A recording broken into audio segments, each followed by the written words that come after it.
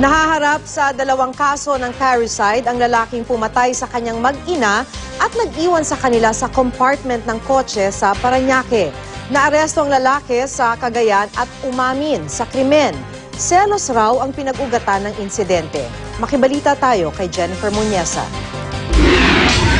Iniharap sa media si Danilo Rafael Sr. kaninang umaga. Siya ang pangunahing suspect sa pagpatay sa kanyang mismong mag-ina na natagpuang nakasilid sa compartment ng kanilang sasakyan sa Parañaque City noong linggo. Inamin ni Rafael ang krimen. Ayon sa kanya, selos ang dahilan kaya niya napatay ang kanyang mag-ina noong Biyernes. May nakita raw siyang text message sa cellphone ng kanyang misis mula sa isang lalaking pinagseselosan niya. Nang kausapin daw niya ang kanyang misis tungkol dito, bigla raw nagwala ang babae at humingi ng tulong sa anak.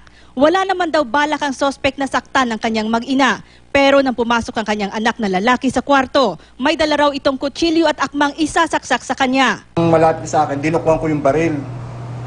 Kinukuhan ko. Isang pinutokan ko basta sa katawan, wala naman akong balak patayin eh. So parang sinasabi mo, dinipensa mo lang yung sarili mo? Gano'n naman talaga eh.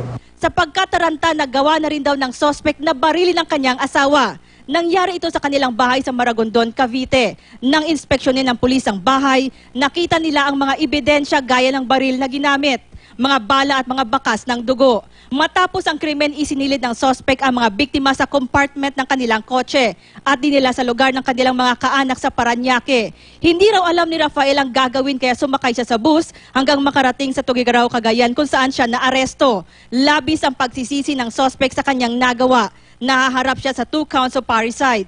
Bukod dito, posible rin daw siyang sampahan ng illegal possession of firearms. Alam nila, hindi ko sila sinasaktan. Alam nila, hindi ako marunong manakit.